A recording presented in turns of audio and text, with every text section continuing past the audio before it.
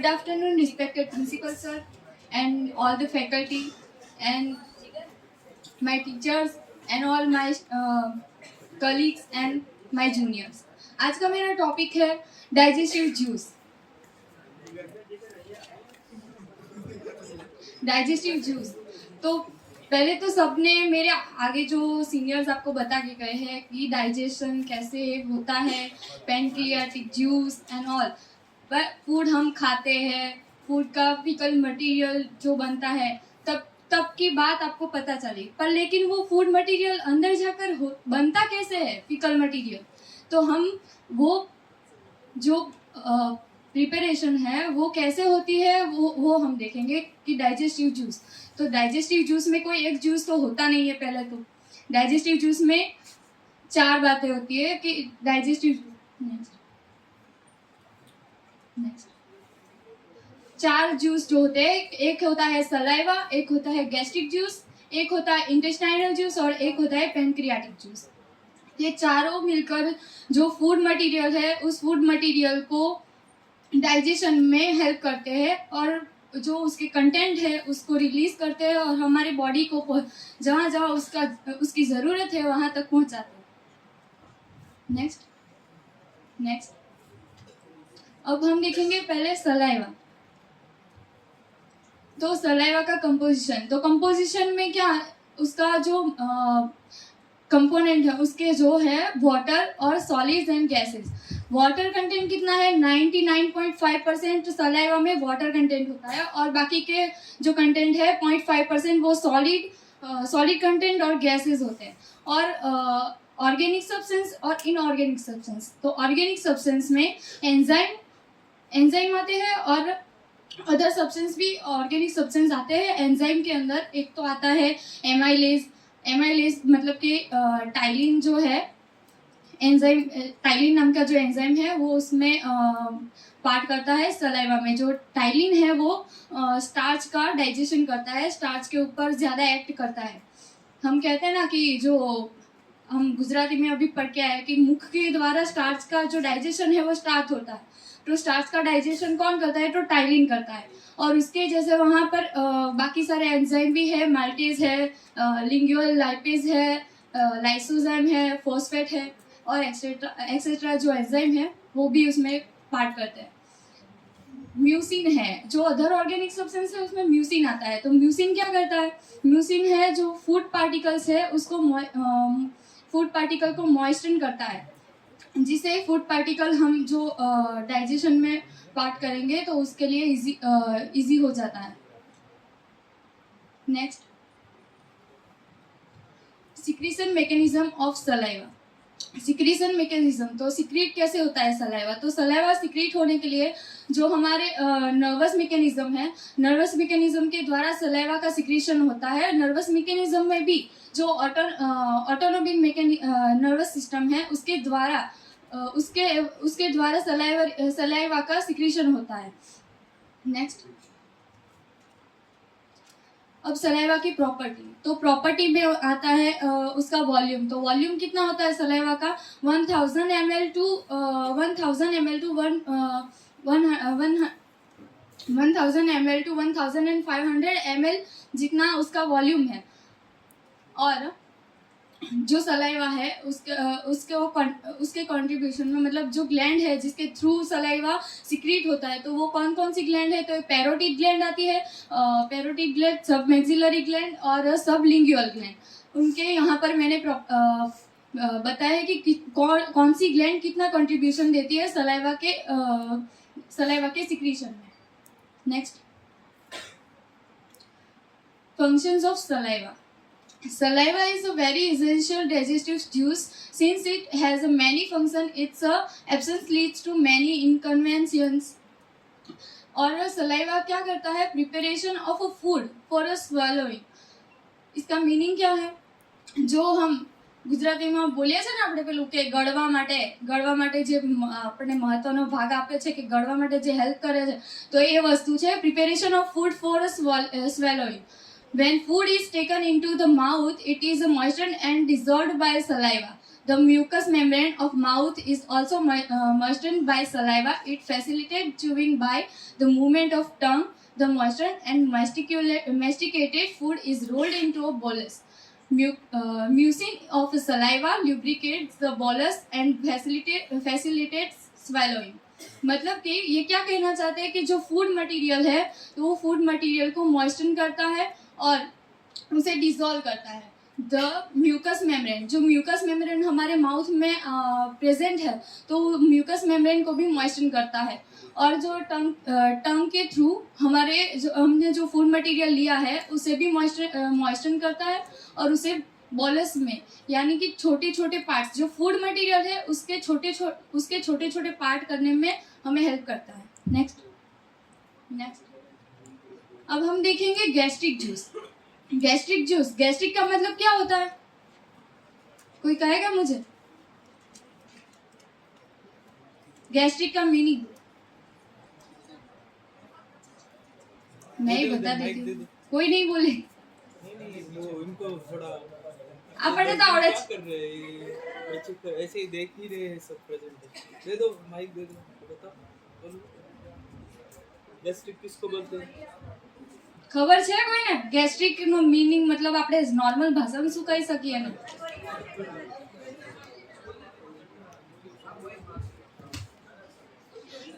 સ્ટમકમાં juice બને છે gastric juice.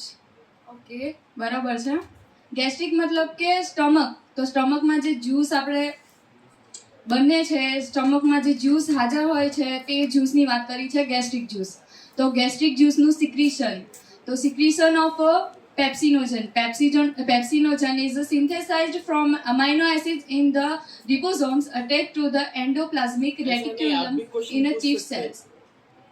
Pepsinogen molecules are packed into zymogen granules by Golgi apparatus. यहाँ पर क्या बताया गया है गैस्ट्रिक जूस में कि पेप्सिनोजन है. तो पेप्सिनोजन किसका डाइजेशन करता है? पेप्सिनोजन प्रोटीन के जो फैक्टर है फूड मटेरियल में, तो प्रोटीन का डाइजेशन करता है पेप्सिनोजन.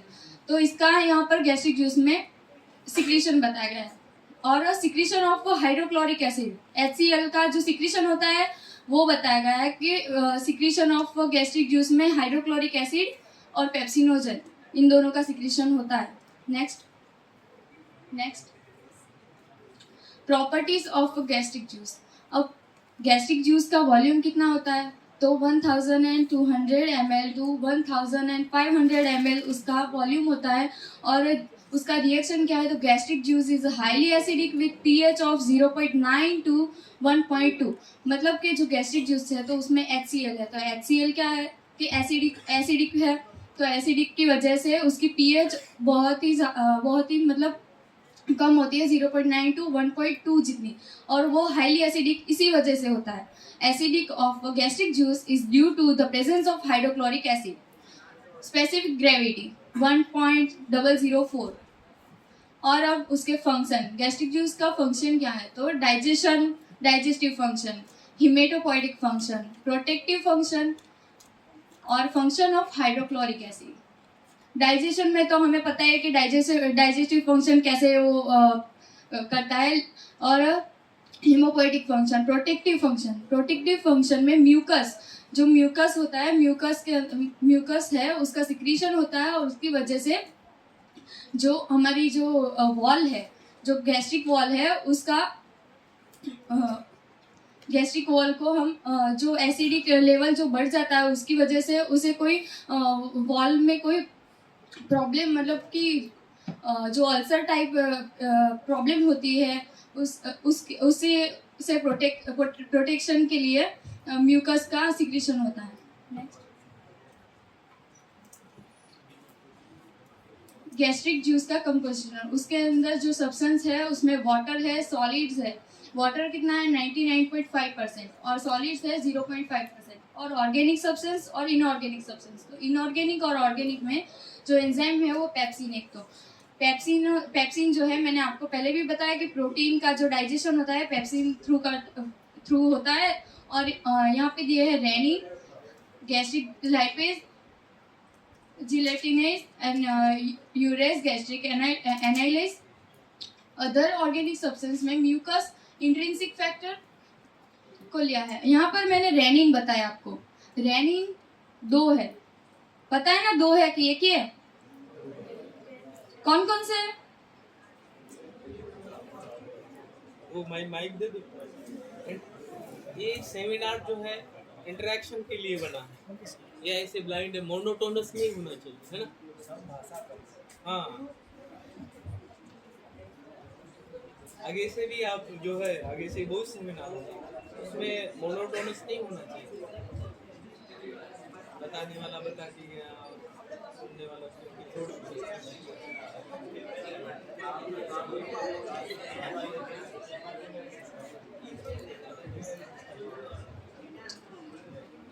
अभी क्वेश्चन करो तुम. રેનિન જે ચાઇલ્ડ હોય એનો મિલ્કનું જે પાચન ડાયજેશન કરવા માટે યુઝ થાય હોય. સેકન્ડ સેકન્ડ અહીંયા તો આપી દીધું છે. દેખાતું નહીં. ડાયજેશન માટે મારો ટોપિક શું છે? Digestive juice. તો બંને એમાં આવે છે ને. આમાં પણ એક આપ્યું અને બીજું તો એ બોલી દીધું, તો 2 થયા ને. એક આવે છે મિલ્ક પ્રોડક્ટને ડાયજેસ્ટ કરવા માટે, બરાબર, ચાઇલ્ડમાં. અને એક બીજું છે રેનિન. આ એક રેનિન છે મિલ્ક પ્રોડક્ટ માટે છે, RENIN, અને આ બીજું છે RENNIN. એટલે ધ્યાન રાખવાનું કે કયું રેનિન છે. Next, pancreatic juice. હા, તો અત્યારે જ મારી ફ્રેન્ડ હિરલે કહી દીધું, પણ આપણે થોડીક વાત કરી લઈએ. Next, mechanism of pancreatic enzymes, secretion of pancreatic enzymes and secretion of bicarbonate ions. તો આની અંદર આ બંને વસ્તુના સિક્રેશન થાય છે, secretion of pancreatic enzymes and secretion of bicarbonate ions. તો pancreatic enzymes are synthesized in the ribosomes which are attached to the endoplasmic reticulum of acinar cells in a pancreas. The raw materials for the synthesis of a pancreatic enzyme are the amino acids which are derived from the blood. After synthesized, the enzymes are packed into different zymogen granules by Golgi apparatus and stored in a cytoplasm. Next, property of pancreatic juice. Property और pancreatic juice में उस pancreatic juice का volume कम होता है gastric juice के सामने, और जो सलाइवा है उसके सामने उसका वॉल्यूम कितना है तो 500 and 800 ml. Reaction highly alkaline with pH of 8 to 8.3. કદાચ ધ્યાન આપ્યું હોય તો હિરલે આગળના પેનક્રિયાટિક જ્યુસના જે સેમિનાર અત્યારે પીપીટી આપી એની અંદર કીધું હતું કે તમને જે ન્યુટ્રલ કરવા માટે અલ્કલાઇન જો એસિડિક થઈ જાય, ગેસ્ટ્રિક જ્યુસને લીધે એસિડિક થાય છે, તો આના લીધે અલ્કલાઇન થાય, મતલબ હાઈલી અલ્કલાઇન હોય છે. pH 8 to 8.3, specific gravity 1.010 to 1.018. Function of pancreatic juice. તો digestive function of pancreatic juice. Pancreatic juice plays an important role in the digestion of protein and lipids. It also had a mild digestion action on carbohydrates. And digestion of proteins. Major proteolytic enzyme of pancreatic juice are trypsin and chymotrypsin. Other proteolytic enzymes are carboxypeptidase, nuclease, elastase and collagenase. Next. अब उसके component कौन कौन से तो कितने हैं और कौन कौन से, तो वाटर और सॉलिड कंटेंट. वाटर कंटेंट जो हमें देखे आगे उतने ही है, 99.5% वाटर, और बाकी का जो सॉलिड है 0.5%. अब ऑर्गेनिक सब्सटेंस और इनऑर्गेनिक सब्सटेंस. तो ऑर्गेनिक सब्सटेंस में जो एंजाइम है तो ट्रिप्सिन, काइमोट्रिप्सिन, कार्बोक्सीपेप्टिडेज, न्यूक्लियस, इलेस्टेज और कोलेजिनेज. और जो इनऑर्गेनिक सब्सटेंस है उसमें सोडियम, कैल्शियम, पोटेशियम जो आयन्स है, एनायन और कैटायन है, वो पार्ट करेंगे. नेक्स्ट, जैसे अल्कलाइन रखा तो सकस, इंटेरिकस और intestinal juice. Next, secretion of succus entericus. Secretion of succus entericus is regulated by both nervous and hormonal mechanism. Nervous और हार्मोनल दोनों जो मैकेनिज्म है उसके थ्रू उसका सिक्रीशन होता है। प्रॉपर्टीज ऑफ सकस इंटेरिकस, तो उसका वॉल्यूम कितना है, तो 1800 ml पर डे उसका वॉल्यूम है। रिएक्शन है जो अल्कलाइन है, और पीएच उसकी पीएच 8.3 है। Function of succus entericus: digestive function, protective function, activator function, hematopoietic function, hydrolytic process, and also small intestine में भी वो mechanical function, secretory function, hormonal function, digestive function उस सब में पार्ट करता है। नेक्स्ट, सकस इंटेरिकस में जो कंपोनेंट है तो उसमें वाटर कंटेंट है 99.5% एंड 0.5% सॉलिड्स है। ऑर्गेनिक और इनऑर्गेनिक, तो ऑर्गेनिक के अंदर जो एंजाइम है तो एंजाइम में आएगा पेप्टिडेज, एमाइनोपेप्टिडेज, डाइपेप्टिडेज और ट्राइपेप्टिडेज। और जो इनऑर्गेनिक सब्सटेंस है तो उसमें आएंगे एनायर और कैटायन। Thank you.